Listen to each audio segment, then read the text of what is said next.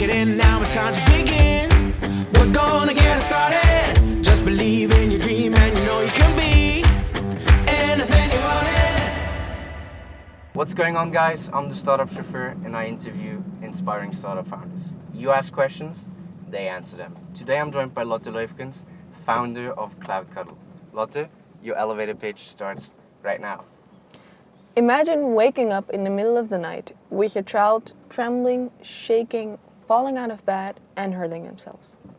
This is an everyday nightmare for more than 50 million families all around the world, due to the fact that their child has physical or mental handicaps. At home, they sleep in super secure cages, but they can't go anywhere. And that's why we invented CloudCuddle, to ensure that they could go wherever they need to go, whenever they need to go, with safe sleeping tent. You were the winner of the TEDx Amsterdam Women Award 2017. How important was that for your startup? It was crucial.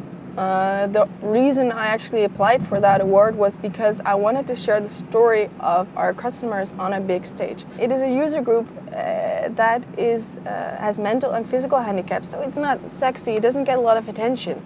And I wanted to get to the TEDx stage to be able to share their story and tell everyone, look, there's so many troubles in this target group. We could fix so many of them with new innovations. Let's get together and try to fix as many of them. So actually reaching the TEDx stage was the biggest goal I had set for that. It's not just about this biggest business case anymore. It's also about durability, about inclusion, about quality of life.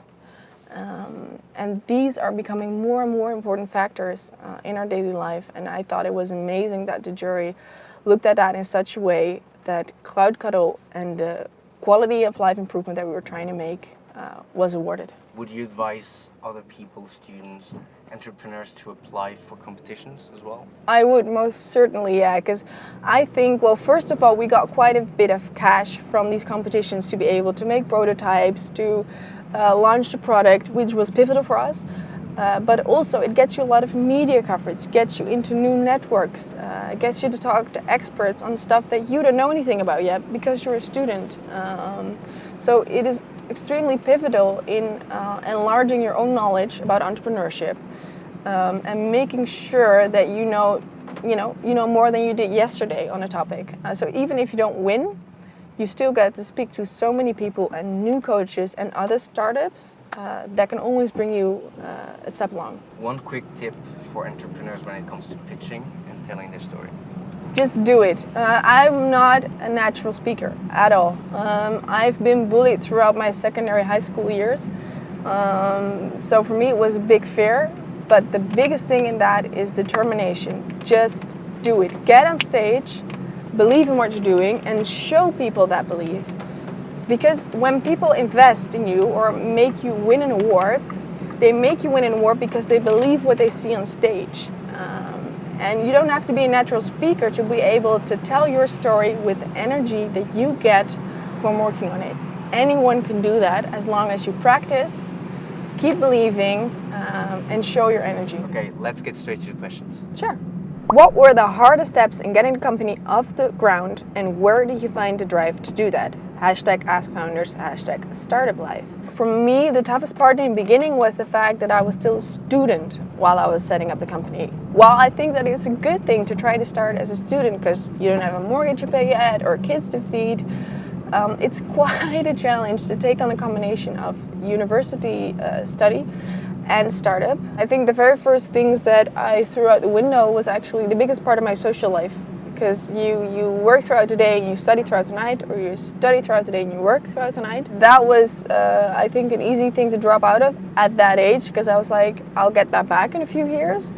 I think what was tougher to combine student life and startup life for me was the fact that university does not comply with the flexibility that you sometimes need with deadlines or the fact that your clients need you. I have had to skip exams, for example, multiple times.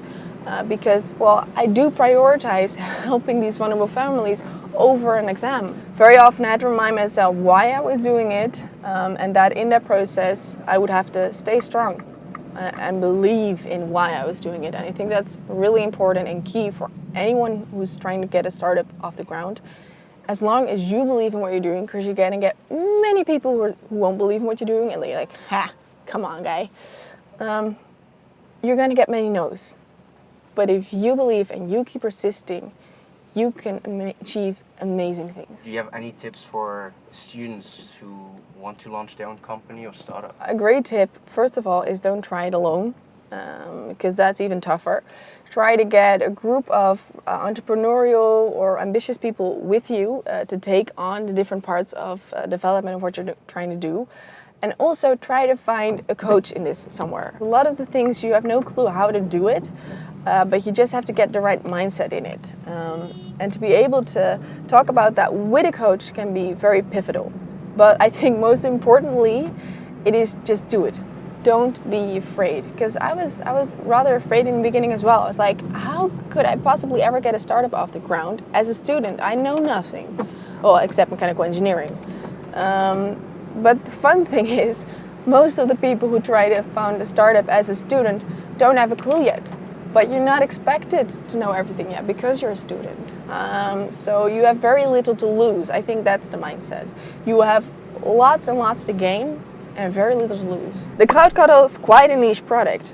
How do you advertise such a niche product, and how do you effectively reach your customers? #askfounders. Because it's such a specific target market, they also know they're very specific. So they group together actually, just so that they can reach the innovations that could be helpful to them. In our market target group, many people have children with a very rare genetic disease.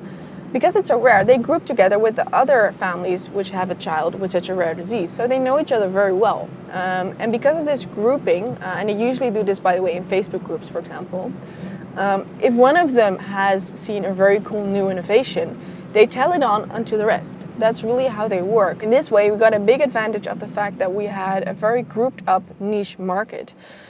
Because as soon as we got into a few families of these, we got into the whole market. And that's how we were able to very effectively and very precisely target them. One of our very first KPIs was customer support, making it extremely well done. So reply immediately, help them as much as you can, put extra cost and effort into that in the beginning, because that's going to be one of your biggest market offsets to be able to reach the rest of your target group. How would you advise starting to construct the pipeline from having the idea towards obtaining the knowledge and acquaintances towards getting to the market with a very new product? #askfounders. In the beginning, your pipeline consists of nothing, and you just have a few pointers where you think, okay, first we need money to make prototypes, then we need a producer who can actually make our prototypes, then we need people to test these prototypes with. So I guess your pipeline is in a very iterative way, always changing. And in constructing that, actually, I think it's very key to get the knowledge of network. So in the beginning, it's very important to go to network conferences, to go to fairs, just to get the knowledge from the experts already in the field and use it as well as you can to construct your own pipeline of the startup you're trying to set up. What about the network that you created while going to networking events? Was that helpful? Yes, though the tough part, of course, with networking is the fact that every time you do it, you speak to 10 people, out of which one can actually help you along. So it comes down to filtering. Yes, it's a very big filtering thing. You know that you have to put a lot of effort in and trust the process, and then filter out, okay, which of these is actually going to be able to get me ahead. And maybe even a 5-minute talk can already give you new ideas on, oh, maybe I could just target them not through Facebook, but through Instagram, for example. I hadn't thought of that before. Or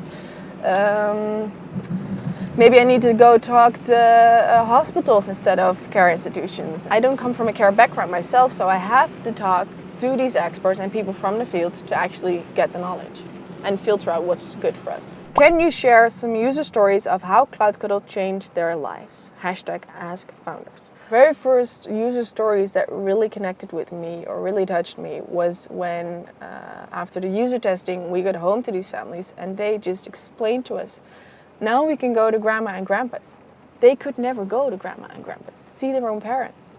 Now we can go on holiday. I've had multiple families who personally send me pictures from their winter sports skiing holiday where they finally could take their child along. And that is just so amazing to me. That's something I made that possible. But I think one of the more later stories, which even touched me the most, was when parents told me how they have to take care of their child in the hospital.